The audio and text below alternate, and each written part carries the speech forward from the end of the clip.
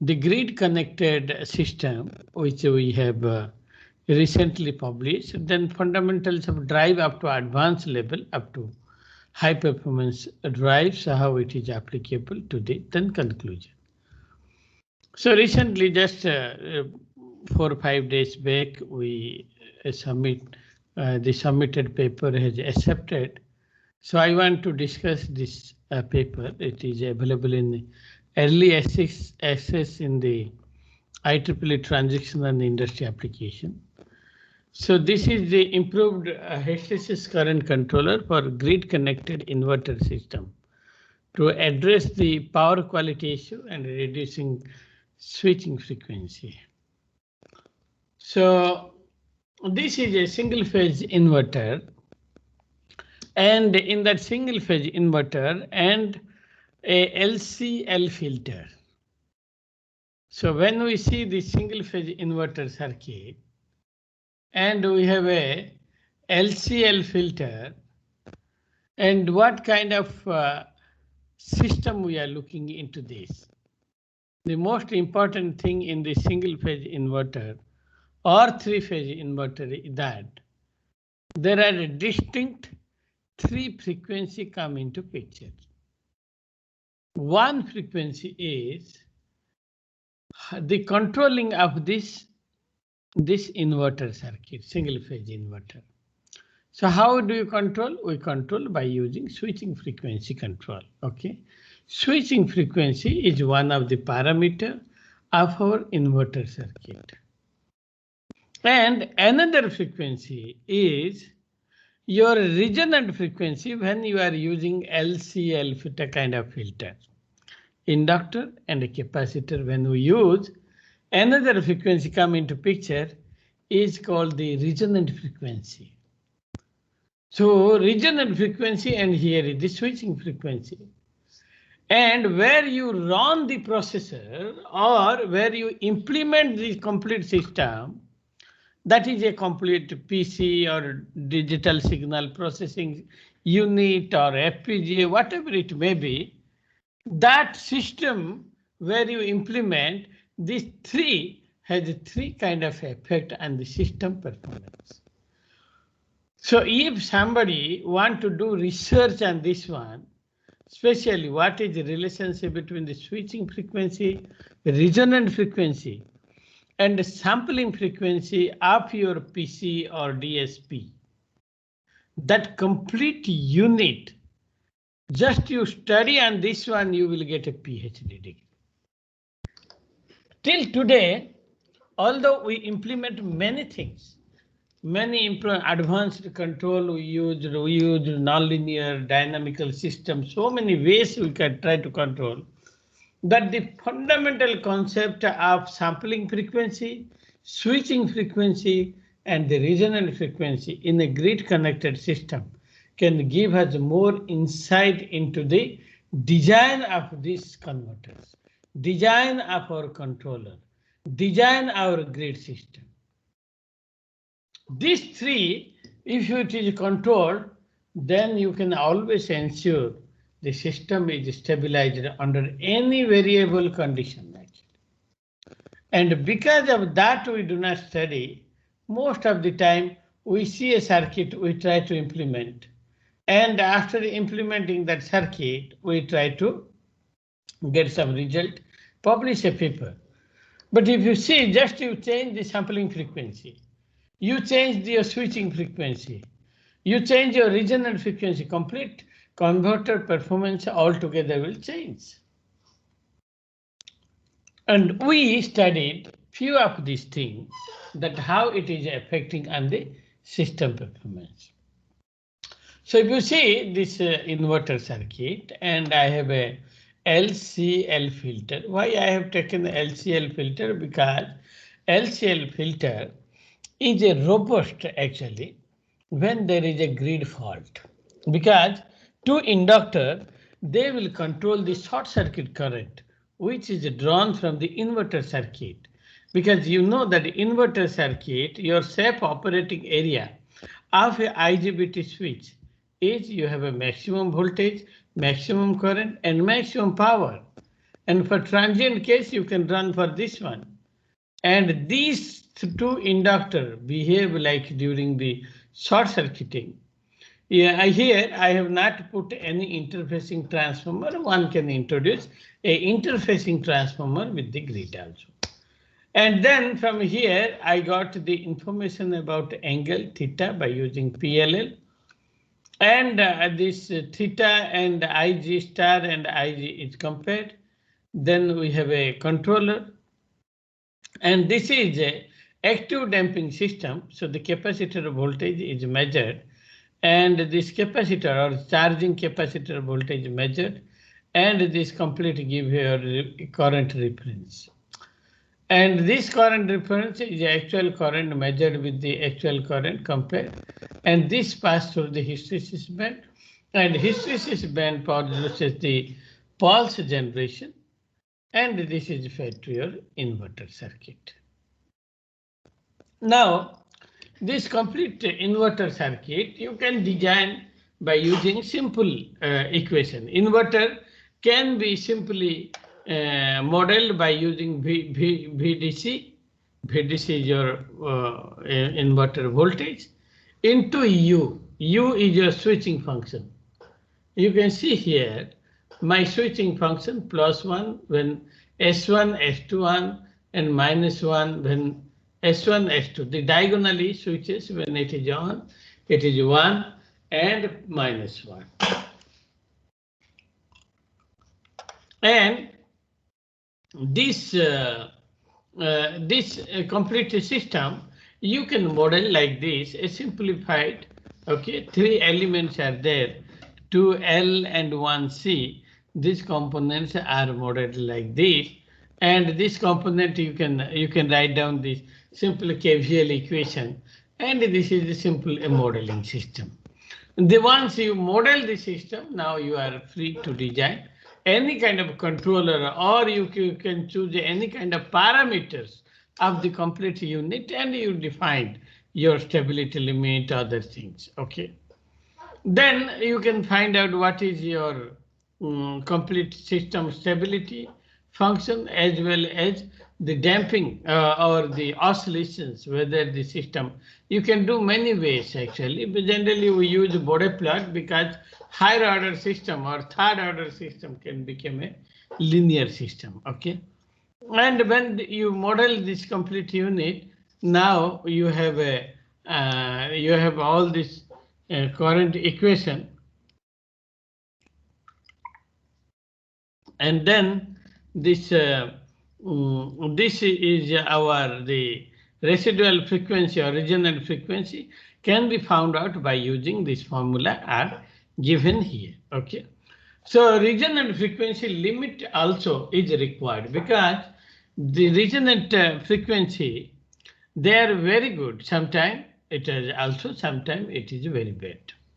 Why it is very good? When you have a high power transfer capability, then it is very good. When it creates an oscillation, which will destabilize the system, because generally at resonant, you can have a very high peak fluctuation of the impedance circuit also. So that is how the resonant frequency has a limitation. And then if you take other the parameters of the LCL filter parameter, and you can design the complete the current control unit. And that is what here the current control I1 star minus IC. So these are the main current component in that one. So when these currents are, you can see that these are mathematics. We are not going in detail into the mathematics, but I'll put more into the focus on the fundamental principles, rather discussing many things. And one is, what is a hysteresis current control? The hysteresis current control was started way back in 1864. So there was a slider. Slider means, if you see, if you go to coal handling plant of any national thermal power NTPC Corporation. Okay. If you go to plant, you will find there is the coal are placed near the railway yard, and from there coal comes from one belt, and it goes in the other belt. It doesn't go back in the same belt. Okay. So this coal handling plant, what it is the source, it comes in one path and go back in the other path. So why it is going back in the other path? First thing, there will be no collision. Second thing, it moves in that path in a some circular other path. That is why always you will ensure that it is stabilized.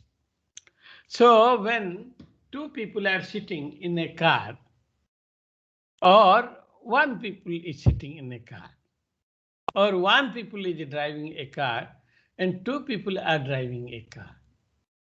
So what is the stable when one person is there? So similarly, one path goes and one path comes back. So that coal handling plant, if you see, it is nothing but a hysteresis controller. It comes in the one path and goes back in the other path. And this is, there is a loop. In that loop, it travels this one. So the hysteresis current controller also exactly that one. Why? You see our power switches are a frequency limited device. For example, IGBT. That is a power switch. And IGBT is a power switch. The frequency or the maximum frequency it can operate is 20 kilohertz. So this 20 kilohertz frequency, IGBT can operate a maximum frequency. But when you have your width decreases and you have some kind of signum function, at a zero tracking error, it will go to a +1 or -1. So when you have like that system, you will see that will create, wherever there is a zero crossing, that will create a very high frequency, which may damage your switches also, because it will cross the thermal limit. Thermal limit is very limited one. Okay. So that is why the hysteresis band can control the switching frequency. You can see here, FS, SVSCC, sideband hysteresis current controller. You can see that the HB is the band. This HB is the means frequency is indirectly proportional to hysteresis band. So similarly, this is called single band and a double hysteresis current control. You can see that it still depends on the hysteresis band which you apply. So you can see two figures. One is your reference like a triangular, and the other one is your reference voltage. And here, this is a bipolar. You can see the first one is a bipolar, means the voltage is fluctuating from plus VDC to minus VDC. Whereas here you can see the double band hysteresis current controller, you will see that it is a unipolar. It is unipolar device. So unipolar switching. Okay. So bipolar and unipolar, you must have studied in the single phase inverter circuit. So this hysteresis current controller is designed, and by using the digital logic, we have designed the logic diagram, and then this frequency also defined for that one. So this one, you can see that these are the switching poles actually of our inverter. Okay. And the upper one, the switching pulse, and the lower one is our output voltage. Okay. Now this simple hardware setup we built, and that to verify the complete unit of grid connected system. You can see this is a single phase inverter circuit, although it looks like a big one, but it is a single phase only. Because he put everything, current to everything within inside. Okay. So then by using polarity, we tested the system. And if you see the simulation result, first one, see, you have a hysteresis band of 0.5 ampere, and when this blue color is crossing this red by in the, you can say, very high switching frequency, whereas the next case is in this one, you can see that during zero crossing there are few switching instant. Okay, now this is our simulation result of PR controller. PR means proportional plus resonant. So when we use this PR controller, there are PI controller, PID controller, I controller, P controller, and then what it remains is our resonant control. So what is the resonant control? For example, you see the tracking error of a hysteresis current controller.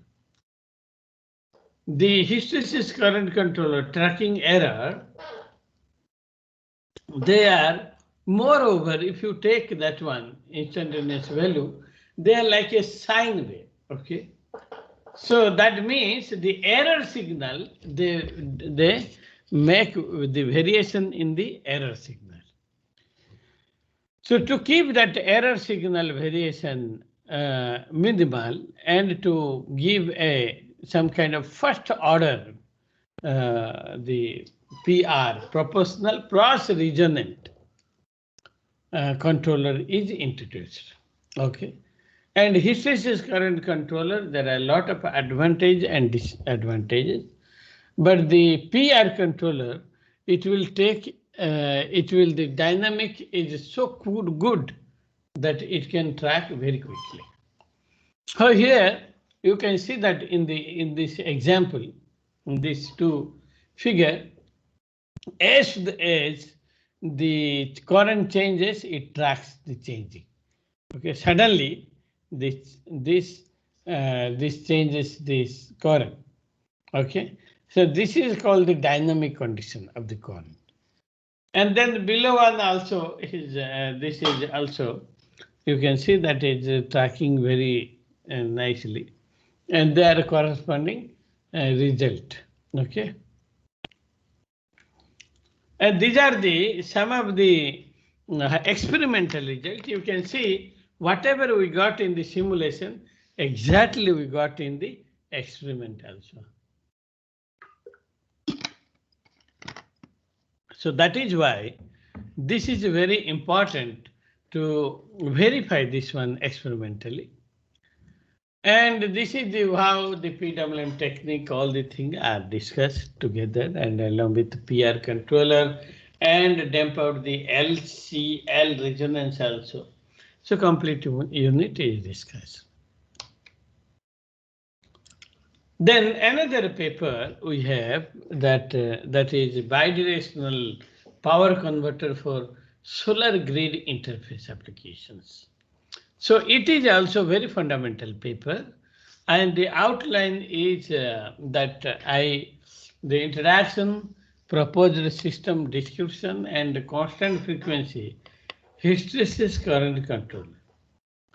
So then discussion and results and conclusion. If you see a grid interface inverter, he has to do a lot of things. One is output voltage control, current control, quality of power control, and all other control. Okay, there are many control strategies for power electronic converter, especially VSI. And linear control combined with the modulation scheme and nonlinear control based on HSF became most frequently used concept in industrial application. So there is some problem because I remember these are the when you say that it is used in the industry, but I can tell you during our PhD time also. So people they are interested only for publication. So once they publish, they feel that okay, my work is over, but it is not for a researcher. A researcher must always engage in the research activities. So this way, the many kind of linear and nonlinear controller, I personally we implemented, and this proposed system we want to this. So what is the what are the advantage of what the our paper we have done? First thing, the switching frequency decreases. Why? Because there are more number of sensors. For example, you are measuring the voltage and measuring a current. So if you are bringing that current from just in 1 meter length, you will find that there is a 1.6 microsecond, 1.6 microsecond it takes to convert and send to the express. So because of the sensors, that current, voltage, data, so that is how the due to the sensor data will become weak, or they are suffering from the low frequency condition. Another one, you will never find a hysteresis current controller is operating as a fixed switching frequency converter. So hysteresis current controller, always you will find that they are a variable switching frequency everywhere. But now we can use some kind of technique where the frequency, okay, this high frequency, the carrier signal can be controlled to the injection in the error path, then it will improve. And the hysteresis bandwidth design is another challenge. So that is why triangular frequency, they must have the cutoff frequency higher than the, okay, the triangular frequency is higher as compared to cutoff frequency. So why it is there? Because, for example, if you are going to a minister, so then if somebody will take you directly to the Prime Minister of India. So that is what here. If you go to direct Prime Minister, all ministers are accessible there. Similarly, here also, the cutoff frequency to reject the high frequency ripple. Okay, the higher hoga to it automatically rejects that one. So low value of filter inductance also required. So if you see here, this is nothing but a 3-level grid integrated, okay, inverter circuit. You can see there is a bidirectional DC-DC converter used as this one is used as a battery charging, okay, or sometimes also it gives power. And then we have a 3-level inverter circuit. That's why you can see that in DC link there are 2 capacitors, and the capacitors are connected to the neutral of the neutral point of this inverter circuit. So all of you must be knowing the inverters, the multi-level inverter. Multi-level inverter is that when you are designing a sine wave inverter, if you go to market, people will tell, sir, you take this inverter, it is a sine wave, or it is made up of IGBTs. So why they say? Because it is the most reliable device what you are taking. So similarly, here in the circuit, this 3-level inverter circuit, there are 2 DC link voltage, and that is charged for a battery charger also, as well as the battery also sometimes supplied to this complete unit. And this system is connected to the grid. Okay, you can see that each leg is having 4 switches. Okay, SA1 is complement to SA3 and SA4 is complement to SA2. Like that, in the 3 leg, it is like that. So this is the tracking error. You can see that I have here designed a 3-level switching. Okay, 3-level switching is you can see here the 3-level switching.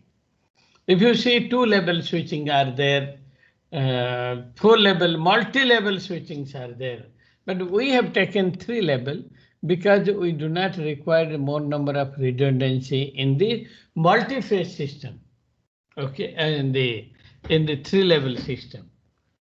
So the redundancy in the switching technique can be controlled by using this one also. There are few things also. You can see that the hysteresis current control is exactly like that, but it is only separated a little more, so that this complete unit, okay, this one, okay, this 3-level unit can be switched on and off. And when you switch it on and off, you can see the pole voltage are given below. Okay. Now, this is very important. Now you see, I have we have a 3-level inverter circuit, and this inverter is directly connected to our power grid. Now we will control this switching signal.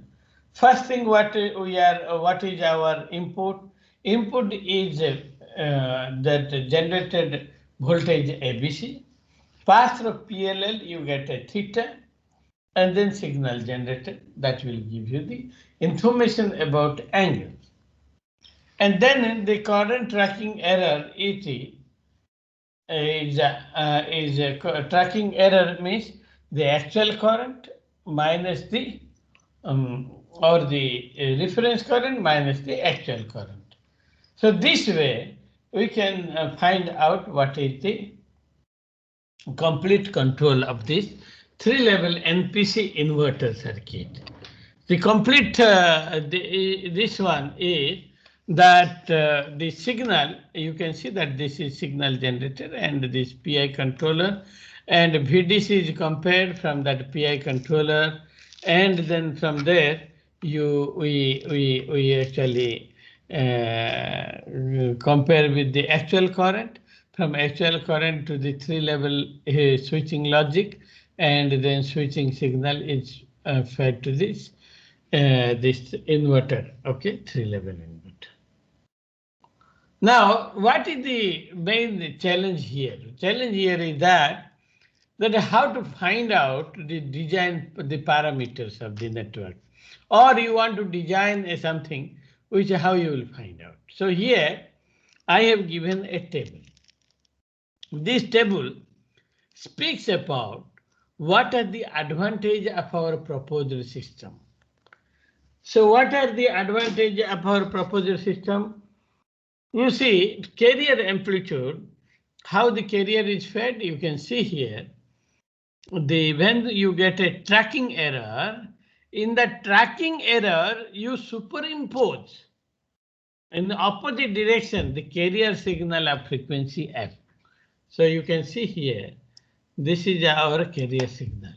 Sorry.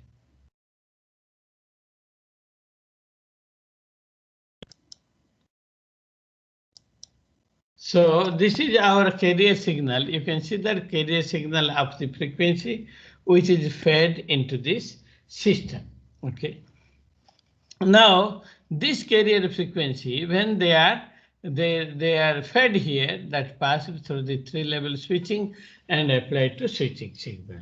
And these are the carrier amplitude is nothing but a triangular waveform with a high frequency. Okay, high frequency triangular waveform. So if you see here, this system is the amplitude of the carrier amplitude. So amplitude of the carrier is designed like this. You can see that it varies from 0.2 to 1. And what is the peak of the current error is also varies here. And the frequency, you can see the 1 kilohertz and switching frequency also, they both match whatever they design, that match that 1 kilohertz. Okay. Then current ripple. So current ripple means where this current ripple they will throw. So this current ripple are very important to look into this. You see, our current ripple must be very small. Okay. So if you see the switching condition at a 0.41 current ripple, it is normal. 0.037 is also normal. 0.31 is normal, and 22 is overnormal. So the 0.22 is a normal operation. Okay, this overmodulation region, sometime it will become it will go to the nonlinear region of operation where you cannot predict what will be the next switching pulse. And then if you have go lower than or higher than this 0.22, you will find there is a multiple switching pulse. Multiple means there are many switching pulses are coming unnecessarily to the system. Okay, so this way you can study this one, and for the current of 1.0, okay, and for alpha is 0.2. And the switching frequency versus current ripple. You see here, we have a amplitude, okay, a triangular amplitude, and carrier frequency is around 135 kilohertz. Okay. Now switching frequency is 1, 3, 5, and 10 and 20 kilohertz. So the current ripple, you see, although the switching frequency are the same nearly, but there is a difference of current, this current ripple. So the current ripple, if you see here, if you see here the current ripple, you can see that which is a minimal current ripple is 0.1. So this is the current ripple where you can choose your carrier frequency. And you can see that there is another minima which is called 0.16. So 0.16 also. So this is the design of the carrier. Now these are the result discussion. So in the result, you can see that first graph it shows the phase angle and the voltage.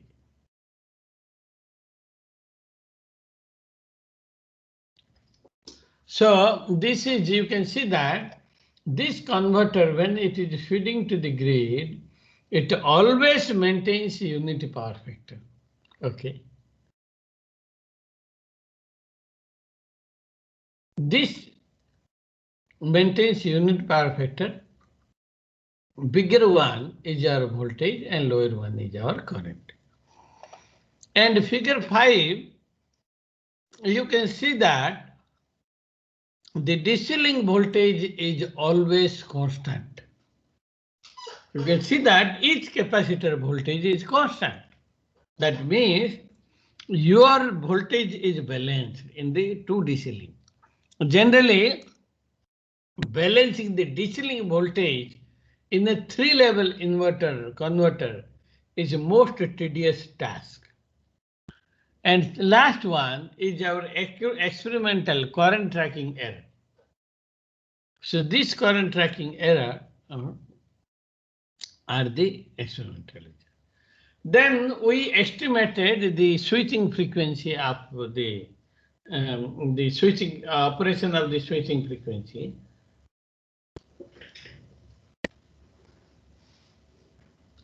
You can see here the switching frequency is operated around 1 kilohertz. If you take the average of this one, this is around 1 kilohertz.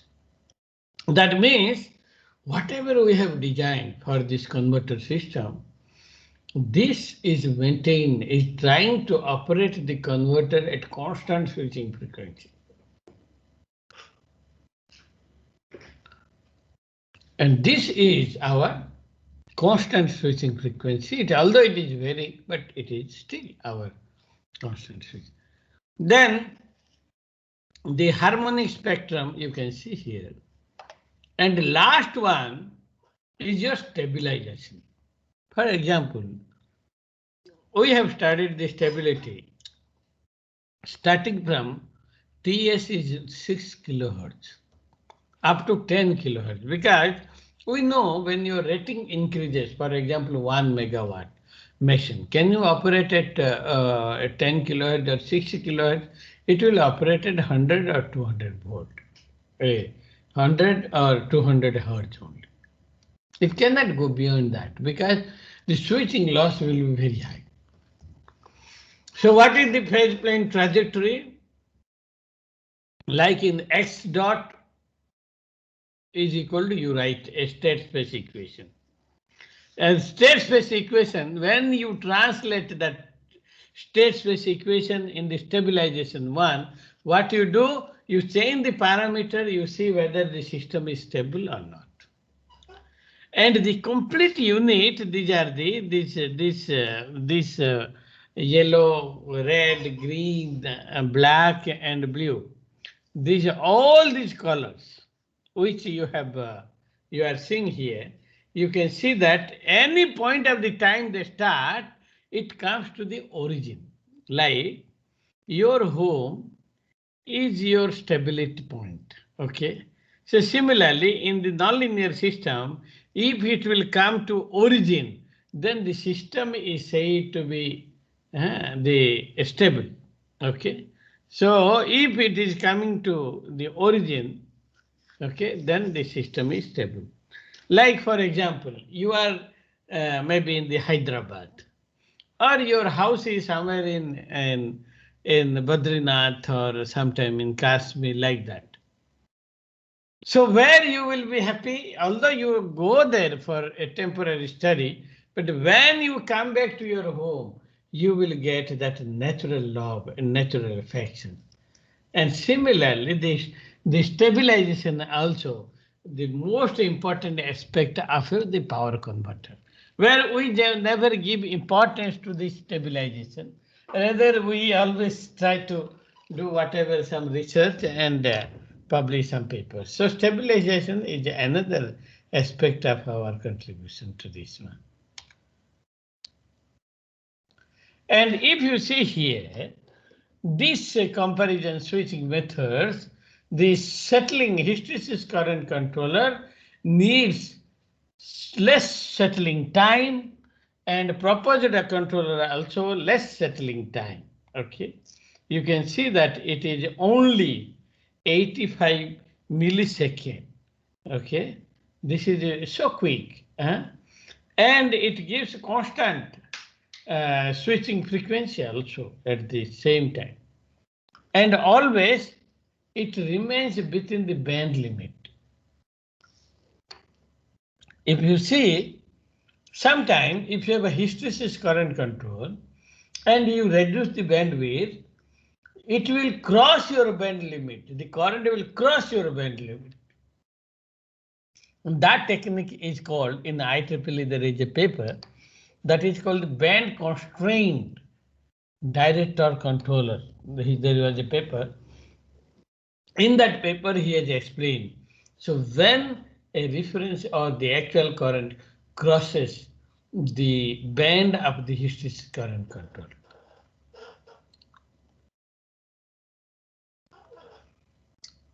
Then today we will also discuss a little bit about the modeling, control, and experimental realization of a 10 kilowatt grid connected PV system. So if you see a grid, this grid You see this, I have given a picture. Okay. One is your current, which is a triangular, and voltage is good, sinusoidal, and it is very nice. So when you connect it to the to your system, this kind of actually current you get. And you will see the power quality, if your current is in triangular shape, what must be your total harmonic distortion? So efficiency will reduce. And there are always harmonics are present because of use of power semiconductor devices. The power electronics is the main cause of the nonlinear switching. Okay, and that is what the the harmonic are present, and grid, they also supply many nonlinear loads nearby and absorb distorted current. So I told you, you have a sine wave and take a third harmonic component, add a sine wave. You will see that there is no more sine wave available in that. Why? Because when you superimpose, it affects on the complete stable system. Okay. Then harmonic standards. So harmonic standard in the PV system, there are many requirements. For example, when I am designing for a drives, I don't worry anything. Just little protection and run it and drive moves. Where a solar system, you need to take care of the equipment safety, your personal safety, and power quality, and low voltage right through protection, low voltage and high current, high voltage, low current, different kind of the practice. Okay, the standards are there. So anyway, those standards we are not going to discuss. Those who are interested, you can see that what are the standards. You can see that if you see European standard, that your current THD and voltage THD should be less than 2%.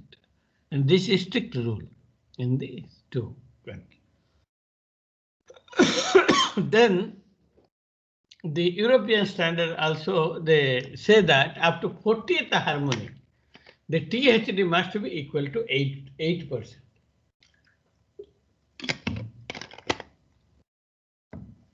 So this is the brief description of our system where we implemented the complete control for this one. You can see there is a MPPT tracker and a solar panel and battery tank, battery or storage, and then interfacing circuit and the load and power. If it was surplus power, it can feed. Our job is within this limit. So what we did, we model the system. This is a simple single phase system, I told you, and the LCL filter and connected to the grid. So this system is modeled like this. It is a state space model of that system.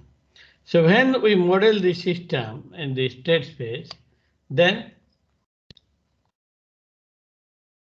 you can design the controller. So this is what the controller design, and you can design the controller so that you can inject unit power factor. And this is our system where we have supplied to one of the our block or one of the building here, and this is our solar plant 10 kilowatt. And these are the battery and connected to this system. You can see that during low loading, if the completely not loaded, or during partial shedding condition, you can see that the current is like a triangular. Now, when you have loaded fully, you can see that both current and voltage, they are in phase and they are sinusoidal. And this is the THD of the phase current. Okay, you can see there. And this is the performance evaluation. You can see the current, okay, is not actually sinusoidal. It's some kind of peaky current. Although it looks like sinusoidal, but there are a lot of distortion in this current. Okay, this is the partial shearing condition. Okay, or low loading. So you can see that the THD is nearly 21%, the voltage THD. So then if you go to this one with full loading condition, so this is our full loading condition. Both are, you can see that they are sinusoidal and they both are in phase. Why in phase? Because that is the maximum power transfer condition. Okay, we can do transfer maximum power when we operate at a unit power factor. Then we have here you can see that THD is reduced to 4%, which is the requirement according to IEEE 519 standard. Okay, the THD must be less than less than 5% for current and less than 10% for the voltage. For this. So if you see here,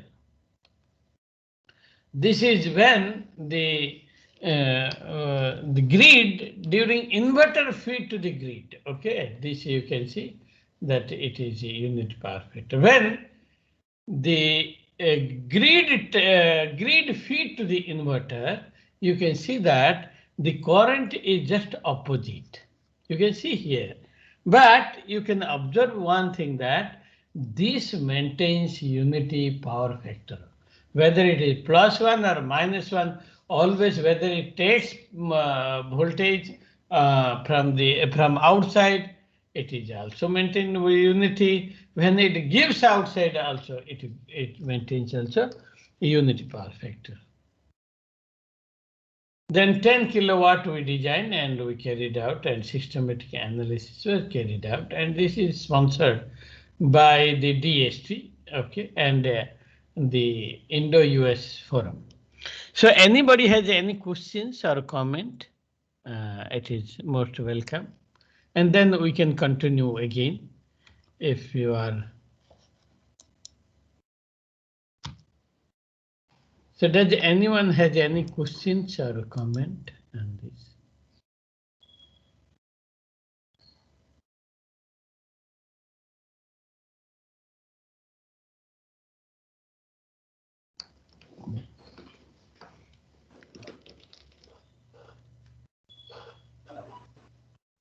If no questions, then we can go forward.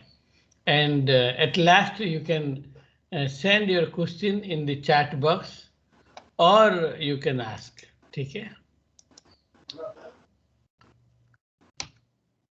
So now we will discuss a little bit about drives control, which is very important aspect also because of electric vehicle, all electric aircraft, ship engine design, and I will today focus on railway engine design. Okay, where I worked in this field for many years, actually, especially I worked here in India, IIT Kanpur. Then I worked also in Darmstadt. I worked with the TGV.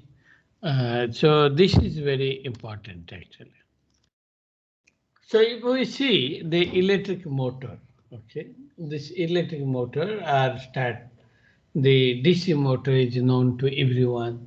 This DC motor consists of 4 shunt series compounds separately. So if you go to hot strip mill, I have drawn a picture here, you can see. This is a hot strip mill, okay? And if any steel plant you go, you will find this hot strip mill. And you can see here, hot strip is coming. And that big thick strip, we are pressing in making a thin structure. That is the work of this complete hot slab cam, and then it will press it from both sides, and this will become thin. Okay, and there are many motors are used, and then there are a lot of water also for cooling that one. Okay, motor should not melt. Motor shaft should not melt. Okay. Now, then DC motor is not a lucrative solution today because of the AC motors. The AC induction motor, initially it was very difficult to control because of his coupling field, okay? And independently you cannot control, like in DC motor. In DC motor, you can independently, easily you can control the DC motor, because in DC motor, if you see, the DC motor is your armature and a field. They are perpendicular. Naturally, they are perpendicular to each other. But when you vary the armature circuit, it is not affecting on the field circuit. When you vary the field circuit, it doesn't affect on the armature circuit. That is why DC motor use and control is very easy as compared to AC motor. Until 1996, AC motor was not very popular because of coupling field, because if you want to do the speed control, star, delta, there are also the multiple winding or multiple starter winding control, and there are frequency control, voltage control. Those are not very attractive solution for AC drive. Then when after 1996, around 1996, the direct torque control of induction motor came. And inverters are connected to the induction motor, and induction motor became the king. And slowly, today, if you see, last 2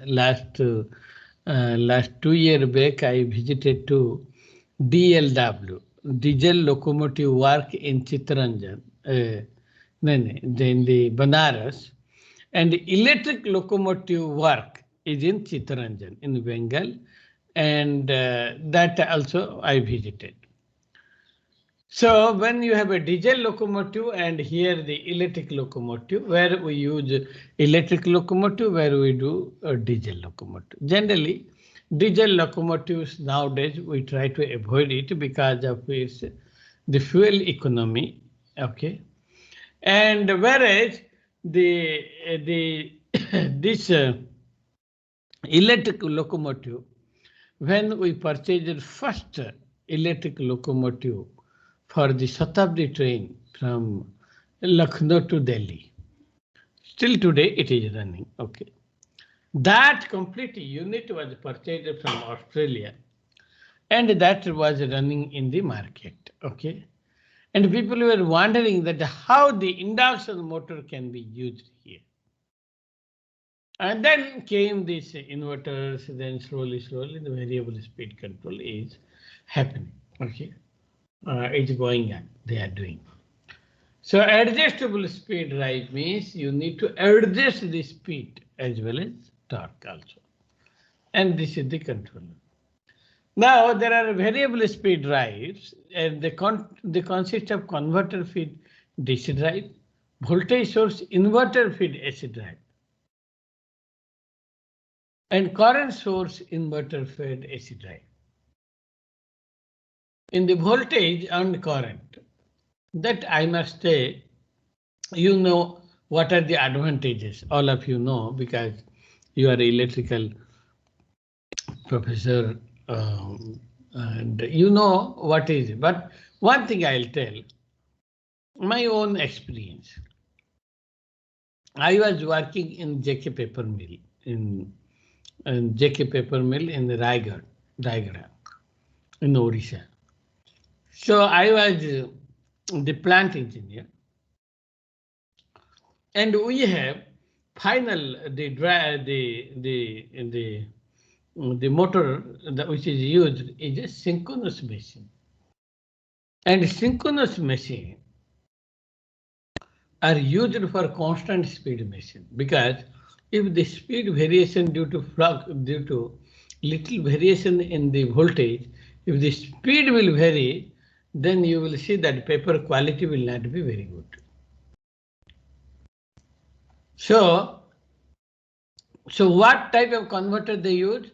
They use a current source inverter and controlling a synchronous motor.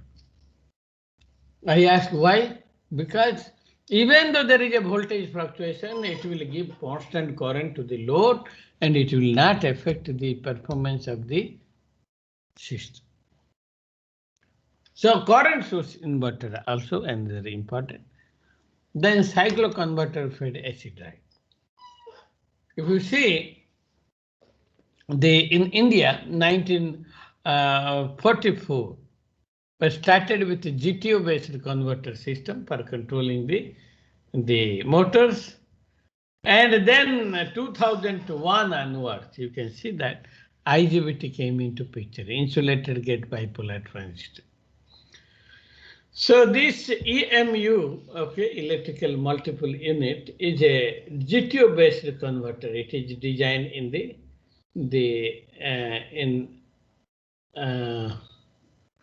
this one is in MP, some place. I forgot. MP. It is Millennium Red.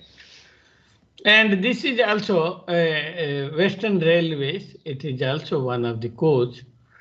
And this is 100 km/h. Okay, Millennium code, electrical EMU. And if you see, the power converter rating are very high, 70 kVA, 115. Till today in India, we have power converter facility, the testing facility up to 10 kilowatt. Above that, the solar integration we are doing, many things we are doing, but we have no testing facility. And we do not have any testing facility for above 10 kilowatt system. And I think now they have started in electric locomotive in Chittaranjan for testing these machines.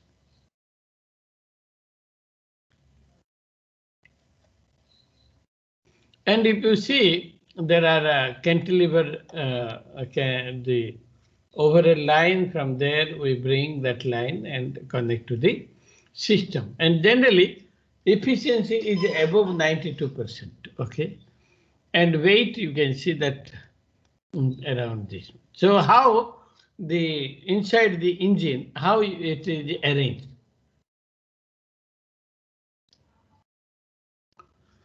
You can see here there are main controller, then switch gear, then battery charger and snow filter.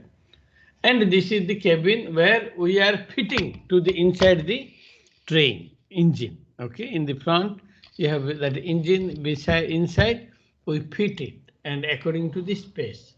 There are main converter, there are auxiliary converters also. Okay.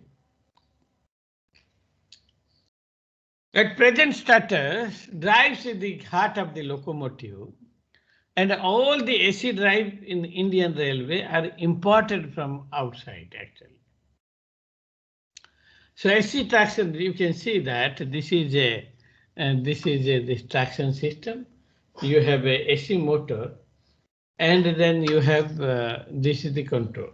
Okay, the AC motor is controlled. Okay, now in the train there are many components. One is a rectifier, because it takes from 25 kV, then there is a transformer which steps down this voltage 25 kV to 800 volt. Then there is a main rectifier converting to the DC link.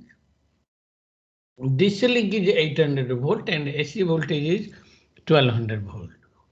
Then they drive by using inverters. They drive these motors. And there are auxiliary inverters which is used for air compressor, ACs, and the battery charger unit. So what is the requirement? First requirement is it should connect to 22.5 kV. Overhead line voltage from 19 kV to 27.5 kV. And then we have a PWM technique. Another requirement is 4-quadrant operation. 4-quadrant means forward motoring, forward braking, reverse motoring, reverse braking. Like you have a scooty. So how you go? You go in the front when you are going and you see some obstacle, you just give it the brake. Similarly, go backside again. Whenever you will find there is an obstacle, you stop there. That is called the forward, the 4-quadrant operation. A lift also another example. Okay. So what is the challenge today? Challenge today is that high power switching converter design and fabrication is the biggest challenge today. And also they require the real-time digital controller. And you must prepare in such a way that that real-time one can be placed or integrated in the and put in the actual locomotive circuit. So this is 3-phase induction motor drive, which is supplies from upper cantilever. You can see here. And then through cable it comes, and there are 4-quadrant operation is possible, and electric braking in the presence of catenary jump. So this is also another important thing. So this is the train bus communication unit where you can do. And there are also open loop speed control of DC motors. Okay, you can see. This is the open loop control, DC motor. And this is low cost system. This is a cascaded. Cascaded means one loop is a current control, which is very fast, and another one is a speed controller, which is the sluggish loop. And complete unit is called cascaded one. Okay, you give the reference speed. It will go to that speed in due course of time. And in conventional AC drive, generally in the front end, we have a rectifier circuit. This rectifier circuit actually creates a lot of trouble to your drive system. So rectifier circuit are the circuit which draws always the nonlinear current from the source. Because of their drawing this nonlinear nature of the current, if effect on the PCC voltage actually. And second thing, if your motor generates anything extra voltage, for example, train is gliding down in a hill. So what you will do when the train is gliding down, train wheels are behaving like a generator. They feed the power back to your source if it is a regenerative drive. But most of the time you will see that this power is fed to the battery charging unit in the AC coach. Okay, if you go and see there are AC coaches, so this battery charging system you will see that it is from their own from that coach only. Okay, so battery charging system nowadays they have connected to this regenerative drives actually. And then there are front-end rectifiers and regenerative drive for industrial standards now. There are two approaches. One is two-level converter topology for medium power drives and multi-level converter for high power drives. Okay, there are two. Now, motor control scheme, there are many scalar control. Scalar means like in your home, there is a stabilizer. That is a scalar control. If your voltage goes down, it can boost up. If the voltage is boost up, you can make it goes down. That is called scalar control. And there are also some high performance control that is called the field oriented control. And there are also another better control is a direct torque control. So scalar control, you can see that only due to the variation of the frequency and magnitude. And there is no phase angle control. So you can see here our V by F, V by F control. This V by F control, you can see that there is a reference field, then there is a controller limiter, and then compare with the actual or compute the speed or omega, then find out theta and switch signal. And it is a simple irrigation system, it is directly controlled. But people have not become satisfied with this control. They want that why a AC motor or an induction motor will not work like a DC motor. That is the main. So a German scientist, and his name is Frederick Blackshear. So in 1969, he gave the theory of trans vector control.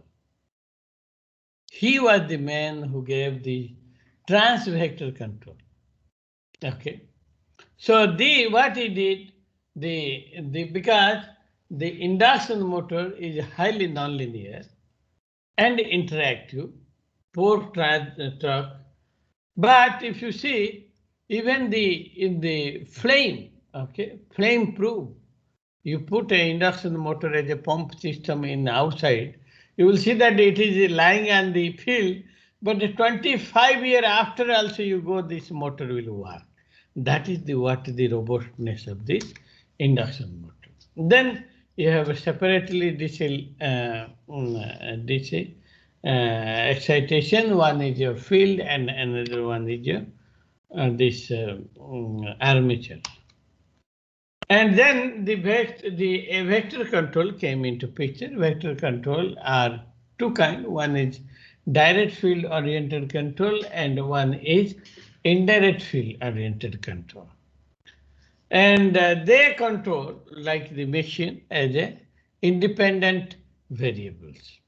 So if you see here, this is the complete unit and you have A, B, C phase and you control this this A, B, C phase, which is 120 degree apart, and this amplitude control of this we can control by using this way. You can see here, this is a DC machine, and the AC motor or induction motor can be represented in this form. Okay, you have a stator. Stator has a 3 winding ABC, and you have a rotor also having ABC. Then we have connected the stator to one of the winding. Okay, it may be along the stator axis. This is called the stator rotating frame. If it is connected to rotor axis, it is called the rotor reference or rotor reference frame. If it is in the air gap, it is called the arbitrary reference frame. In the air gap is your arbitrary reference frame, and when it is connected to rotor, it is rotor reference frame, and connected to stator, it is stator reference frame. If these three concepts are clear, then automatically we can model the induction motor in this way by using the DQ analysis. So when you model this induction motor in this way, automatically you can understand that this you can also reduce up to two-phase network or two-phase circuit. So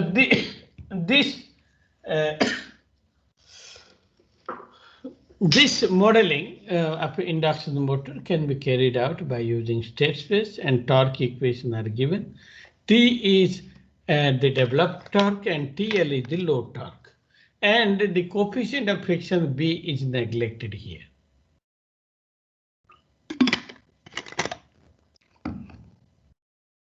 And this thing we can model by using a simple Simulink model. You can see a simple Simulink model can, you can see this is a Simulink. That same equation you put in this way in a Simulink, you can design this one. And then we have a field-oriented control where you can see the torque equation is exactly like a DC motor torque equation. Exactly. DC motor T is equal to K into IA into IF. Here also IA into IA.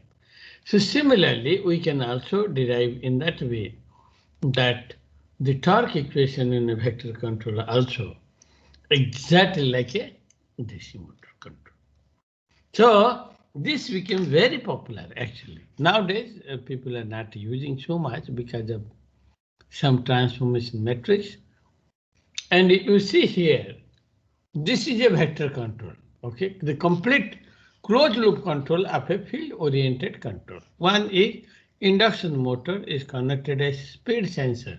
It may be a tacho or it may be an encoder circuit. Okay. Then this speed is compared with the actual slip or reference speed. This reference speed passes through a speed controller. And the speed controller, the IQS is calculated from here. Then there is a DQ to ABC block. And then we have current controller and feeding to PM. If you see the inverter, this PWM inverter is this inverter. If you see the current controller, it is nothing but a hysteresis current controller. This is a theta calculation block where you will find out the angle information is this one. And this is your rotor frame calculation. And this is your IQS calculation. And this is our ABC to DQ. And this is also ABC to DQ transformation, then a limiter, and then it is complete unit what we have modeled. Now the field oriented control, you can see here, this is like IQS is T by this one. You will see this one, this mathematics I am not going, there are a lot of mathematics and this can be calculated from by this one. And you can see here, this is our torque and the speed. So during transient period, you can see that the torque is actually the electromagnetic torque, which is actually this is torque. You can see this is the torque. Whenever there is a transient in the speed or ramp up the speed, the torque is, you can see that when it is increasing the speed, there is a positive torque. And when this is decreasing speed, there is a retarding force. So this way it is this is a field oriented control. And this is our starter control current. And this is our during the speed reversal. And you can see this simulation and the experiment. There are few limitations in the vector control because the current control is direct, but the torque control is indirect. And you required encoder and high accuracy, good response is required. Okay.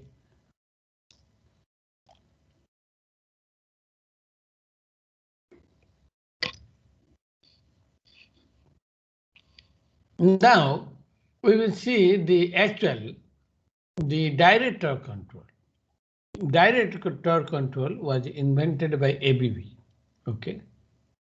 Although patented by ABB, But today, every industry they use for the drives as well as the electric vehicle also. So here the torque and flux control direct, no coordinate transformation is required. No current regulation, no encoder, moderate accuracy and high. So if you see, this is our inverter controlling this induction motor. And this inverter in state space, I can represent like this, okay? 6 active vector and 2 null vector. Null vector will give you the 0 voltage. When 3 switches are on in the top, they are give 0. When 3 are off, they give 0. So that is why 2 non-vortex, the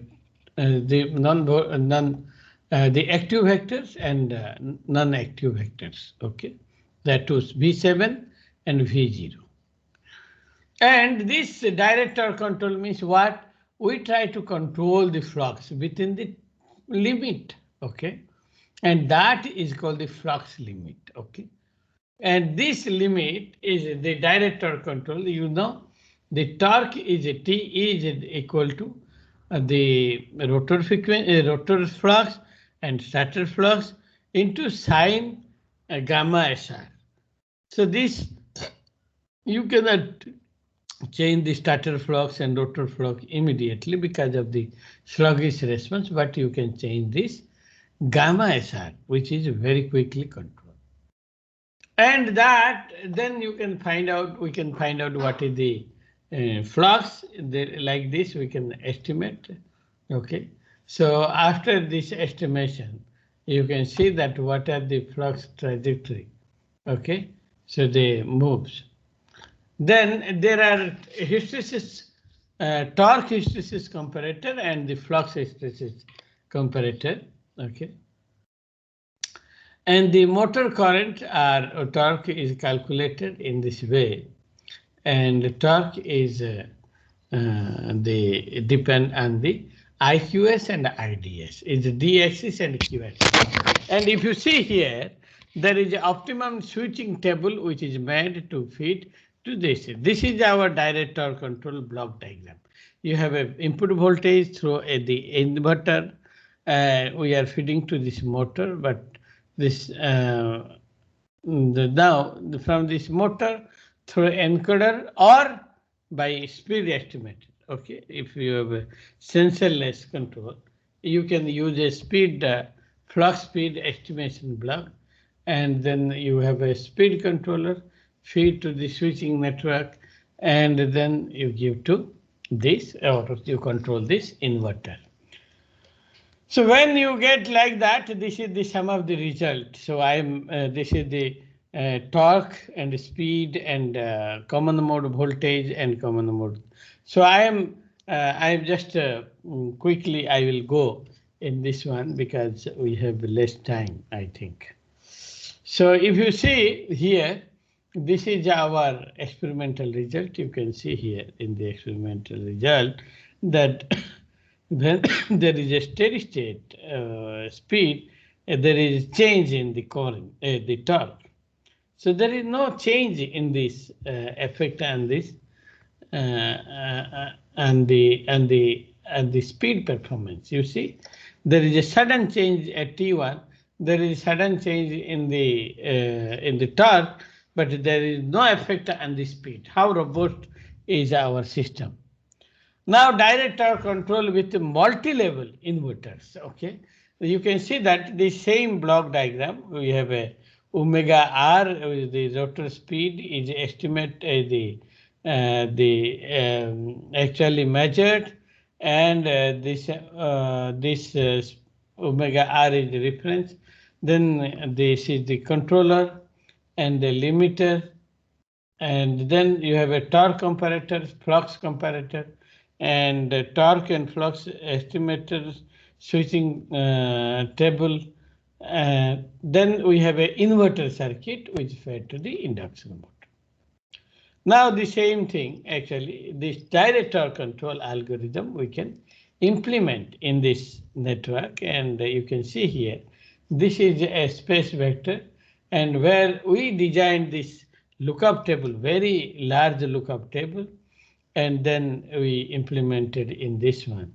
If you see the utility friendly system, and we give this this in the utility friendly system, we have a front end converter which contains the inductor, and it makes a sinusoidal input voltage as well as current, and the load side I have, and they are driving this induction motor. And both the converter are controlled independently. Front end converter operates hysteresis current mode, and this is our control technique. Okay, so this is the block diagram of the control technique, and this is the control strategy. You can see that we have this is the control. Okay, one converter, two converter, and then the Simulink. This is the model, Simulink model of the front end converter. The Simulink model internal of the load side converter. And then this complete unit is designed. And then these are the different switching tables. So now the classical hardware design, although we designed like a 3-page, the beautiful one, but it has a lot of stray inductance and it was not working at all. So we designed this high power converter very efficiently, very nicely. And then after designing this one, then after fabrication, this one is shown built in the laboratory with this one, the 3-level inverter and driving an induction motor, you can see here. And this is the experimental result, and these are the few experimental results. First one is your input voltage and current. They both are sinusoidal and they are in phase. And then we have another, the below is the hardware result. Okay, and the both simulation and hardware matches each other. And this is our implementation block diagram by using two computers. One is for front end converter control, another one is our induction motor controller. And this is controlled. You can see that this complete unit is controlled by, you can see the top view of this one. You can see that here, all these equipment, okay, that you can see here, every equipment you can recognize here. And this is, you can see that there is one converter which controls this converter which controls the DC link voltage, and this converter which controls the induction voltage. So this way it is controlled.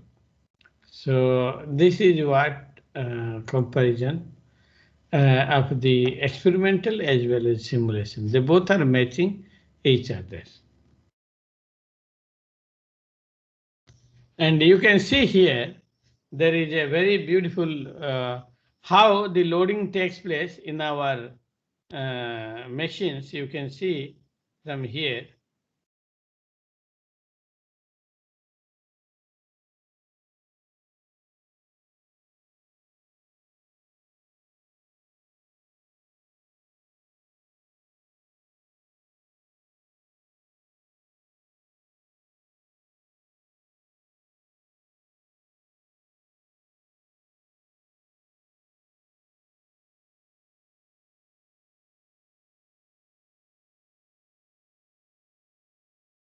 So conclusion, we both designed both hardware in very adverse operating condition. These converters are very perfectly designed. And second thing, we both compared simulation and experimental result. And they both are very good, and they are a close agreement with both satisfies the performance of the system. Okay, so there are a lot of things, but when there are also few research work on the energy system, wind energy and solar, but there is no time. I will maybe sometime I will do that. Okay. Thank you very much. If you have any questions or comment, then I will I will discuss. ठीक है.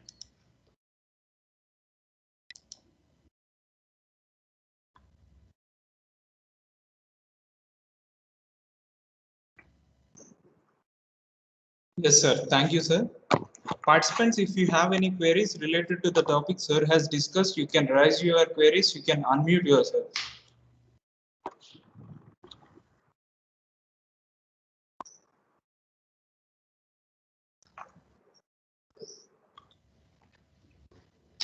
Yes, participants, you can unmute yourself or you can comment in the chat section.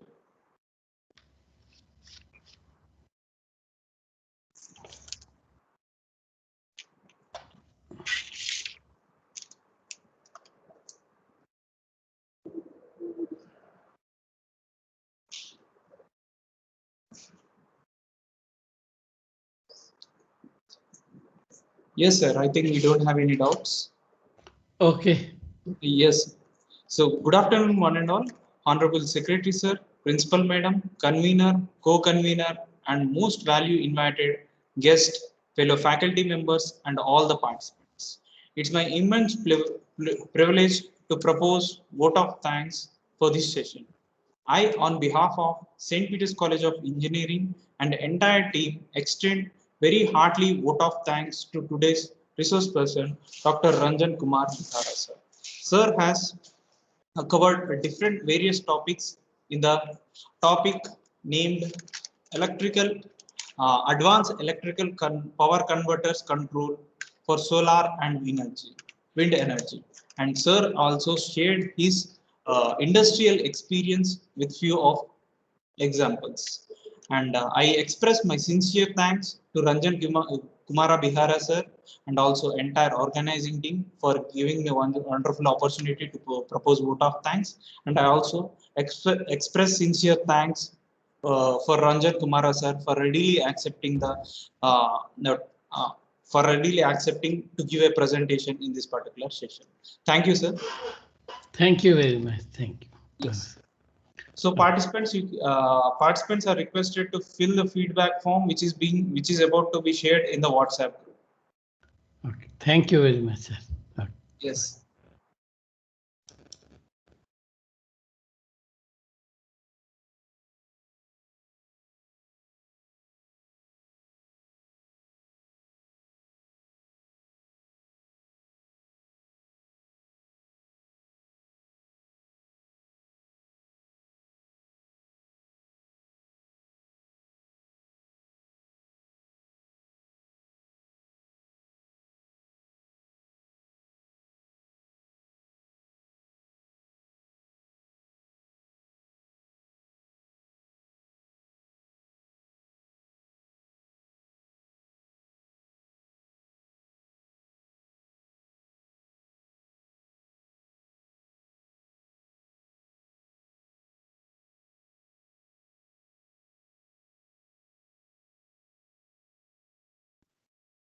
Mallikarjun sir.